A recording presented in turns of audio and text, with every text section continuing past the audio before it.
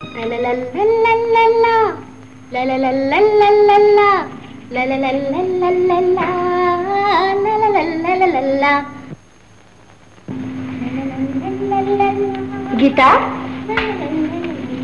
கீதா, யாருதம்மா அந்த போட்டோ?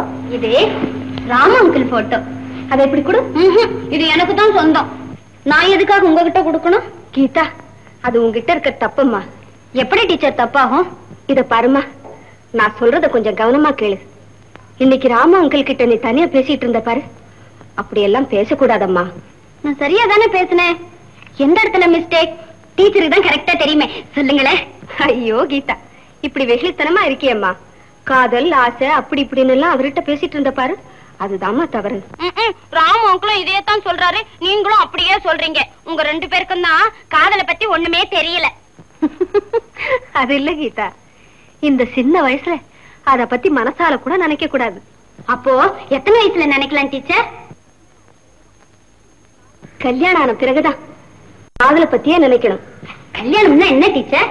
கல்யாணம்னா கீதா, போக போக உனக்கு எல்லாம் புரியும். முதல்ல அந்த போட்டோ கிஃப்ட் கொடு. வர வர நீங்க சொல்லி கொடுக்கற பாடத்தை நீங்களே மறந்துடுறீங்க.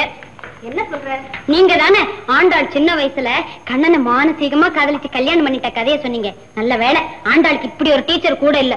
இருந்திருந்தா உங்க கல்யாணமே நடந்திருக்காது. பாவம். அவங்க எல்லாம் தெய்வீகமானவங்கம்மா. தெய்வீகம்னா என்ன? இத பாரு, நீ உன்னையே கேள்வி கேட்டுக்கிட்டு உன் அறிவை வளர்த்துக்கிறவ. இதுக்கெல்லாம் என்னால பதில் சொல்ல முடியாதம்மா. அறிவுன்னா என்னன்னு கேட்டுறவே, அது பதில் அப்புறம் சொல்றேன். பாவம் டீச்சர், பதில் சொல்லவே தெரியல.